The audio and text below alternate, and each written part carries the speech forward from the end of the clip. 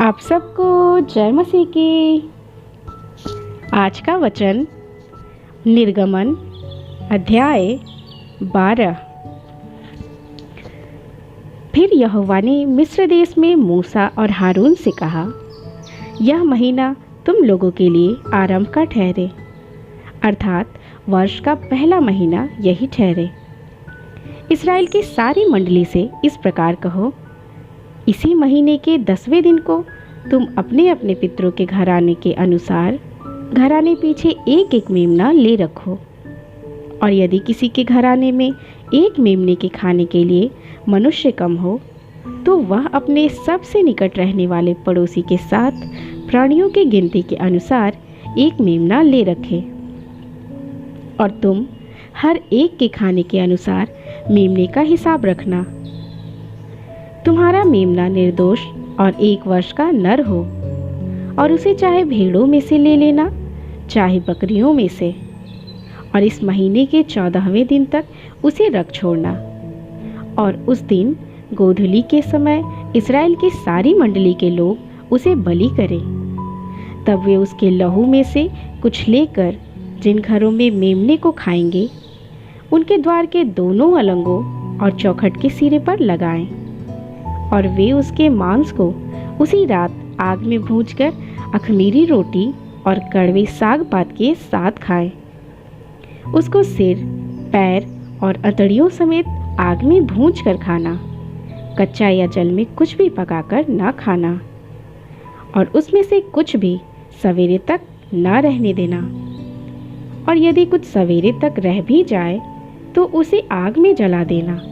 और उसके खाने की विधि यह है, कमर बांधे, पाँव में जूती पहने और हाथ में लाठी लिए हुए उसे फुर्ती से खाना। वह तो यहोवा का पर्व होगा, क्योंकि उस रात को मैं मिस्र देश के बीच में होकर जाऊंगा।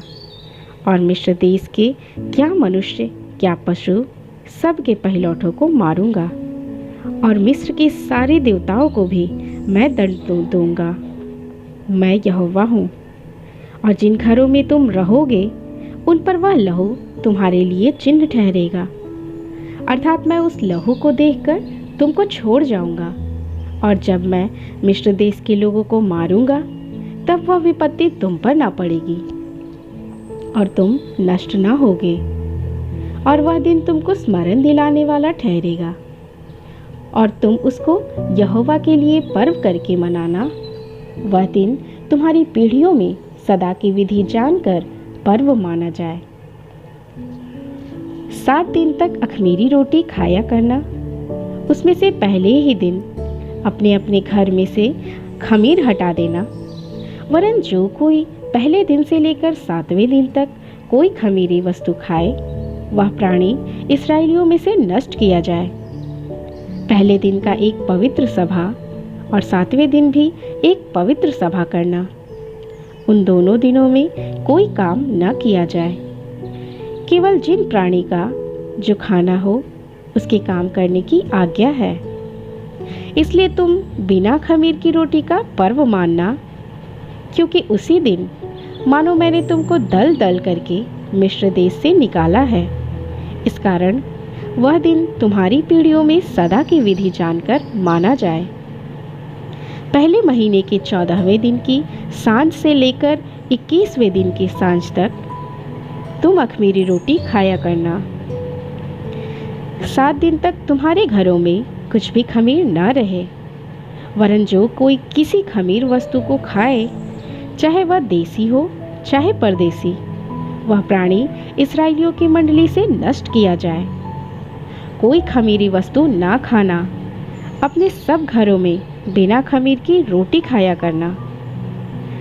तब मूसा ने इस्राएल के सब पुरनियों को बुलाकर कहा, तुम अपने अपने कुल के अनुसार एक एक मेमना अलग कर लो और फसह का पशु बलि करना। और उसका लहू जो तसले में होगा, उसे जुफा का एक गुच्छा डुबाकर उसी तसले में के लहू से द्वार के चौखट के सिरे और दोनों अलंगों पर कुछ लगाना। और भोर तक तुम में से कोई घर से बाहर ना निकले। क्योंकि यहोवा देश के बीच होकर मिस्रियों को मारता जाएगा। इसलिए जहाँ जहाँ वह चौखट के सिरे और दोनों अलंगों पर उस लहू को देखेगा, वहाँ वहाँ वह उस द्वार को छोड़ जाएगा और नाश करने वालों को तुम्हारे घरों में मारने के लिए न जाने देगा। फिर तुम इस विधि को अपने और अपने वंश के लिए सदा की विधि जानकर माना करो। जब तुम उस देश में, जिसे यहोवा अपने कहने के अनुसार तुमको देगा, प्रवेश करो, तब यह काम किया करना। और जब तुम्हारे बच्चे तुमसे पूछें इस काम से तुम्हारा क्या मतलब है, तब तुमको उनको यह उत्तर देना, यहोवा ने जो मिस्रियों को मारने के समय मिस्र में रहने वाले हम इस्राएलियों के घरों को छोड़कर हमारे घरों को बचाया, इसी कारण उसके फसह का यह बलिदान किया जाता है। तब लोगों ने सिर झुकाकर दंडवत की। इस्राएलियों ने जाकर जो यहोवा की आज्ञा मूसा और हारून को दी थी, उसी के अनुसार किया। ऐसा हुआ कि आधी रात को यहोवा ने मिस्र देश में सिंहासन पर विराजने वाले फिरौन से लेकर गड्ढे में पड़े हुए बंधुए तक सब के पहिलौठों को, वरन पशुओं तक के सब पहिलौठों को मार डाला। और फिरौन रात ही को उठ बैठा और उसके सब कर्मचारी वरन सारे मिस्री उठे और मिस्र में बड़ा हाहाकार मचा, क्योंकि एक भी ऐसा घर ना था जिनमें कोई मरा ना हो। तब फिरौन ने रात ही रात में मूसा और हारून को बुलवा कर कहा, तुम इस्राएलियों समेत मेरी प्रजा के बीच से निकल जाओ और अपने कहने के अनुसार जाकर यहोवा की उपासना करो। अपने कहने के अनुसार अपनी भेड़ बकरियां और गाय बैलों को साथ ले जाओ और मुझे आशीर्वाद दे जाओ।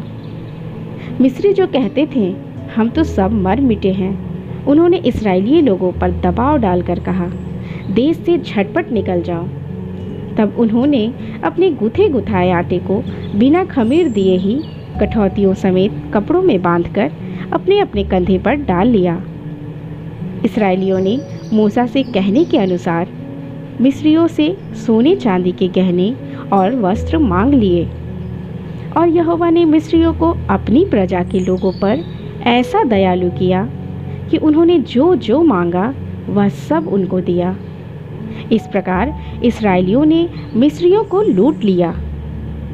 तब इस्राएली रामसेस से कूच करके सुकोत को चले और बाल बच्चों को छोड़ वे कोई 6 लाख पैदल चलने वाले पुरुष थे।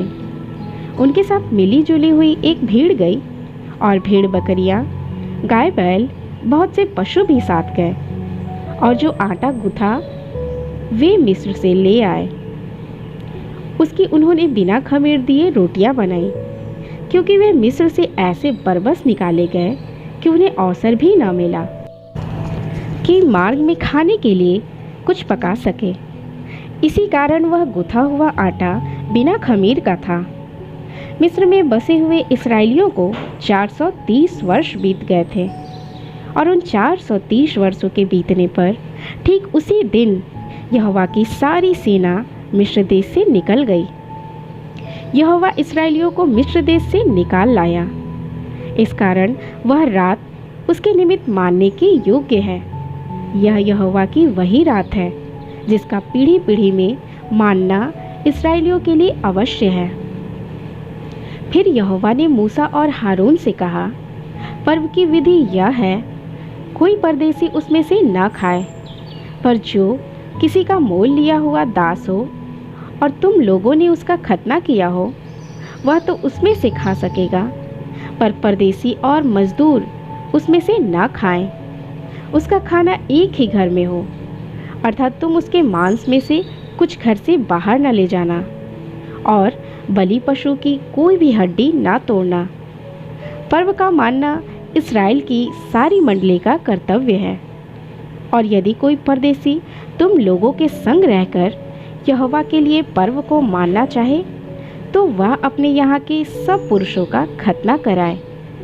तब वह समीप आकर उसको माने और वह देशी मनुष्य के तुल्य ठहरेगा। पर कोई खतना रहित पुरुष उसमें से ना खा पाए।